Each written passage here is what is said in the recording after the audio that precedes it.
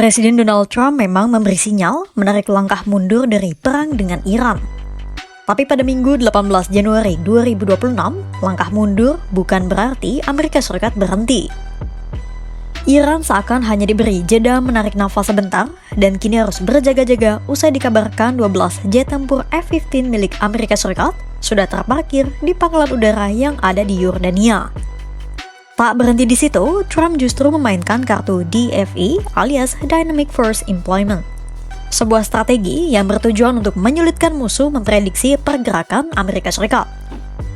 Taktik DFE itu terlihat dari laporan terbaru yang menyebutkan adanya pergerakan armada kapal induk Abraham Lincoln yang melaju kencang dari Laut Cina Selatan ke Timur Tengah. Kedatangan jet tempur dan armada kapal perang itu seolah sengaja ditujukan untuk mengirim sinyal bahwa semua opsi terbuka di meja Trump. Apakah pengerahan itu menandakan perang terbuka antara Iran dan Amerika Serikat benar-benar akan pecah?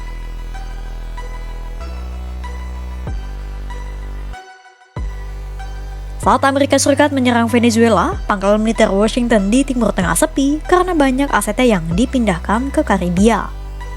Kini, alat-alat perang Amerika Serikat itu sedikit demi sedikit mulai kembali memenuhi lapangan pangkalan militer Washington di Timur Tengah. Melansir dari The Jerusalem Post, 12 pesawat jet tempur F-15 Amerika Serikat sudah tiba di Yordania. Selain 12 unit F-15 itu, diperkirakan lebih banyak lagi pesawat tempur yang akan menuju ke pangkalan udara Amerika Serikat bernama Muwafaq al-Salti di Yordania. Selain pesawat tempur, USS Abraham Lincoln dan tim penyerangnya pun telah berlayar dari Laut Cina Selatan menuju Timur Tengah. Kapal induk itu didampingi oleh 2 kapal perusak, USS Prince dan USS Michael Murphy, serta armada penyerangnya. Per 18 Januari 2026, USS Abraham Lincoln dilaporkan telah mencapai Selat Malaka yang terletak di antara Malaysia dan Indonesia. Pengerahan alutsista Washington itu juga diwarnai oleh pernyataan para pejabat Amerika Serikat yang mengatakan bahwa berbagai opsi kini terbuka dan Trump bebas memilihnya. Opsi militer pun termasuk dalam pilihan itu. Keputusan kini hanya di ujung jari telunjuk Trump, apakah ia benar-benar akan menyerang Iran atau tetap menundanya. Apa maksudnya? Keberadaan pesawat Amerika Serikat yang baru tiba di pangkalan udara Muwafaq al-Salti di Yordania hanyalah salah satu pion Amerika Serikat. Karena jika kita melihat peta kekuasaan Amerika Serikat di Timur Tengah, Iran sebenarnya sudah dikepung dari berbagai penjuru. Mulai dari Bahrain sampai Arab Saudi, total ada 7 fasilitas militer Amerika Serikat di Timur Tengah. Di mana saja pangkalan militer Amerika Serikat itu?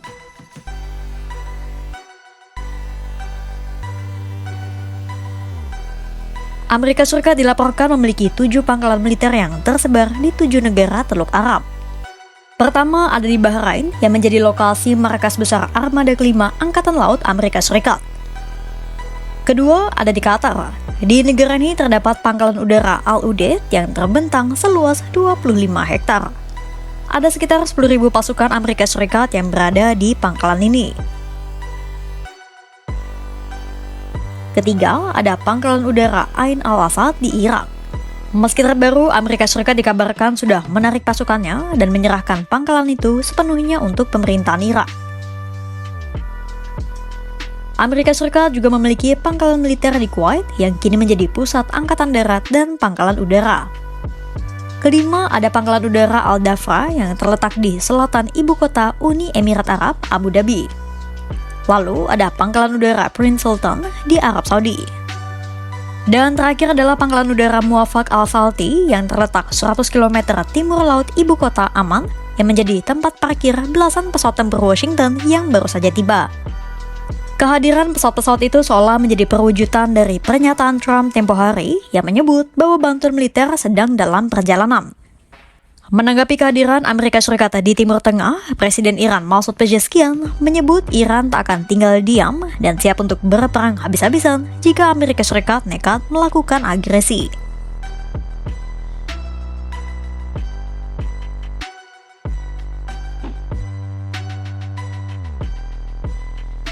Pengerahan armada tempur Amerika Serikat itu kembali mengingatkan pada keberadaan strategi Dynamic Force Employment atau DFE Amerika Serikat.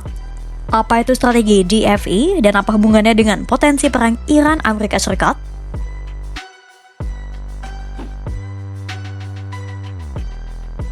Mulanya banyak analis dan media termasuk The Wall Street Journal yang meragukan kekuatan Amerika Serikat di Timur Tengah.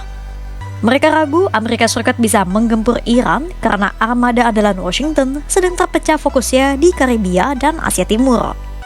Tapi doktrin DFI mengubah segalanya. Jadi dalam DFI, mantra kuncinya adalah strategically predictable but operationally unpredictable.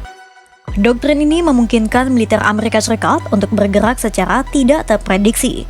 Tujuannya agar musuh sulit memetakan pola serangan Amerika Serikat dengan pasti.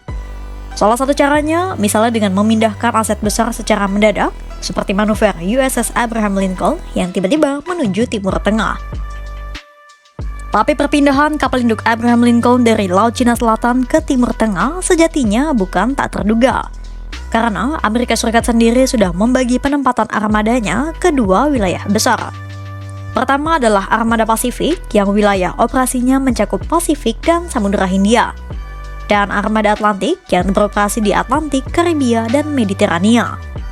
Jadi memindahkan kapal dari Laut Cina Selatan ke Timur Tengah adalah prosedur standar bagi Amerika Serikat. Armada Pasifik sudah biasa untuk berpatroli di Laut Cina Selatan dan kemudian berayun ke Samudra Hindia menuju Timur Tengah. Dan kenapa kapal di Laut Cina Selatan yang dipindah? Karena kapal induk yang berada di Laut Cina Selatan itu sudah siap tempur. Logistik, bahan bakar, dan armada pesawatnya sudah lengkap, krunya pun sudah dalam posisi siaga. Ditambah, waktu tempuh dari Asia ke Teluk Persia itu relatif cepat. Hanya sekitar 1-2 minggu. Sementara kapal yang ada di dekat Karibia seringkali hanya dalam fase latihan, perawatan ringan, atau misi operasi non-tempur. Itulah mengapa USS Abraham Lincoln yang dikirim ke Timur Tengah. Strategi belok mendadak ini memperlihatkan bahwa Trump tidak ingin terjebak dalam perang yang terbaca. Tidak ada yang tahu keputusan akhir Trump selain dirinya sendiri. Tapi satu yang pasti, Trump menyebut bahwa ini adalah saatnya untuk mengganti rezim Iran saat ini, yakni Ayatollah Ali Khamenei. Di tengah klaim keberhasilan Iran meredam protes di dalam negeri, kehadiran militer Amerika Serikat yang masif di perbatasan seolah mengirimkan pesan bahwa ketenangan ini hanyalah sementara. Trump mungkin terlihat ragu untuk menarik peletuk hari ini. Namun dengan doktrin Dynamic Force Employment, serangan itu bisa datang kapan saja dari arah yang tak terduga. Untuk itu, pantau terus perkembangannya hanya di kanal YouTube Kompas.com.